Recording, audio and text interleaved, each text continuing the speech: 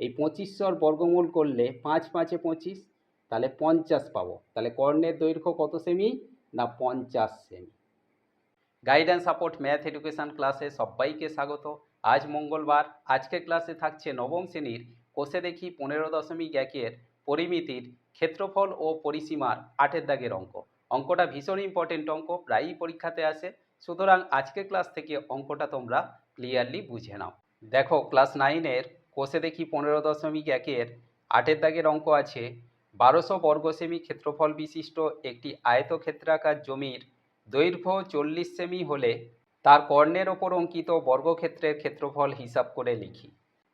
Class 9-এর কোষে দেখি 15.1 আজকের ক্লাসে পরিমিতির 8 দাগের অঙ্ক।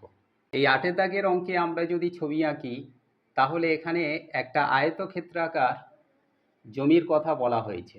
আয়তক্ষেত্রাকার জমি বলতে এটা একটা আয়তক্ষেত্র। এই আয়তক্ষেত্রের ক্ষেত্রফল দেওয়া আছে 1200 বর্গ সেমি, আর এর দৈর্ঘ্য দেওয়া আছে 40 সেমি। দৈর্ঘ্য বলতে এই লম্বাটা, আর প্রস্থ এখানে আমাদের দেওয়া নেই। এখন প্রশ্ন হচ্ছে যে এই জমির যে কর্ণ বলতে এই কোণ থেকে এই কোণের যে দূরত্ব, এই কর্ণের ওপর যদি বর্গক্ষেত্র অঙ্কন করা যায়, এই বর্গক্ষেত্রের জন্য আমরা দেখতে পাবো যে এই কর্ণের যে দৈর্ঘ্য হবে সেই দৈর্ঘ্যটা বর্গক্ষেত্রের সমস্ত বাহুর দৈর্ঘ্য। তাহলে এর জন্য আমরা প্রথমেই লিখব যে আয়তাকার জমির ক্ষেত্রফল কত? আমাদের অঙ্কে দেওয়া আছে 1200 বর্গ সেমি। আর কি দেওয়া আছে? না, অঙ্কে দেওয়া আছে জমিটির দৈর্ঘ্য কত? না 40 সেমি। তাহলে দৈর্ঘ্য যদি 40 সেমি হয়, জমিটির প্রস্থ কত? আমরা জানি ক্ষেত্রফল মানে দৈর্ঘ্য ইন্টু প্রস্থ। তাহলে ক্ষেত্রফল 1200 আর দৈর্ঘ্য দেওয়া আছে 40। এখান থেকে আমরা প্রস্থ বের করব কিভাবে? না, সূত্র হলো ক্ষেত্রফল ভাগ দৈর্ঘ্য। ক্ষেত্রফলকে দৈর্ঘ্য দিয়ে ভাগ করলে আমরা প্রস্থ পেয়ে যাব। তাহলে ক্ষেত্রফল কত আছে? 1200 বর্গ সেমি, ভাগ দৈর্ঘ্য কত আছে? না 40 সেমি। তাহলে এটা আমরা ভাগ করলে পাবো, 0 0 কেটে দিলাম, 120 আছে, 120কে 4 দিয়ে ভাগ করলে এখানে পাবো 30 সেমি। তাহলে আয়তক্ষেত্রাকার জমির দৈর্ঘ্য 40, প্রস্থ 30। এখন এর কর্ণের দৈর্ঘ্য আমাদের বের করতে হবে। এর জন্য আমরা লিখব,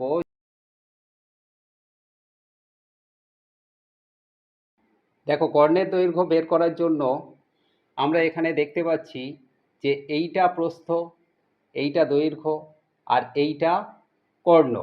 তার মানে এটা একটা ত্রিভুজ উৎপন্ন হয়েছে। এই ত্রিভুজটা একটা সমকোণী ত্রিভুজ, কারণ আমরা জানি যে আয়তক্ষেত্রের সব কোণগুলো সমকোণ হয়। তার মানে এই কোণটা সমকোণ বা 90 ডিগ্রি। এই 90 ডিগ্রি কোণের সামনের বাহুকে বলা হয় অতিভুজ। তাহলে সেই অতিভুজটা হচ্ছে কর্ণের দৈর্ঘ্য। এখন অতিভুজের সূত্র কি? √, লম্ব স্কয়ার প্লাস ভূমি স্কয়ার। এখানে আমাদের লম্ব বলতে দৈর্ঘ্য, তাহলে এখানে লিখব দৈর্ঘ্য স্কয়ার প্লাস ভূমি বলতে প্রস্থ, তাহলে প্রস্থ স্কয়ার সমান √টা থাকবে। এখানে দৈর্ঘ্য আমাদের কত? না 40, তাহলে 40 স্কয়ার প্লাস প্রস্থ কত? 30, তাহলে 30 স্কয়ার। √40 40 গুণ করলে 4 4 1600 প্লাস 30 30 গুণ করলে 900। রুট থাকলো 1600 আর 900 যোগ করলে আমরা এখানে পাবো 2500, 2500। এই 2500 বর্গমূল করলে 5 5 এ 25, তাহলে 50 পাবো। তাহলে কর্ণের দৈর্ঘ্য কত সেমি? না 50 সেমি। এখন এই কর্ণের ওপরে যদি বর্গক্ষেত্র অঙ্কন করা যায়, তাহলে সেই বর্গক্ষেত্রের সব বাহুগুলো সমান হবে। তাহলে আমরা লিখব যে কর্ণের ওপর অঙ্কিত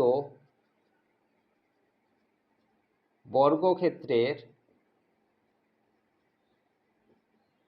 ক্ষেত্রফল। তাহলে বর্গক্ষেত্রের ক্ষেত্রফলের সূত্র কি? সমান বাহু স্কয়ার। বাহু এখানে কত পেয়েছি? কর্ণের দৈর্ঘ্য 50, তাহলে 50-এর স্কয়ার মানে 50 গুণ 50, 5 5-এ 25 বর্গ সেমি। তাহলে এটাই ছিল আজকের ক্লাসের অঙ্ক। আশা করি আজকের ক্লাস থেকে এই পরিমিতির অঙ্কটা তোমরা ক্লিয়ারলি বুঝতে পারলে। অঙ্কটা ভীষণ ইম্পর্টেন্ট অঙ্ক, প্রায়ই পরীক্ষাতে আসে, সুতরাং অঙ্কটা তোমরা ভালো করে প্র্যাকটিস করতে থাকো। আর দেখা হচ্ছে পরবর্তী ক্লাসে।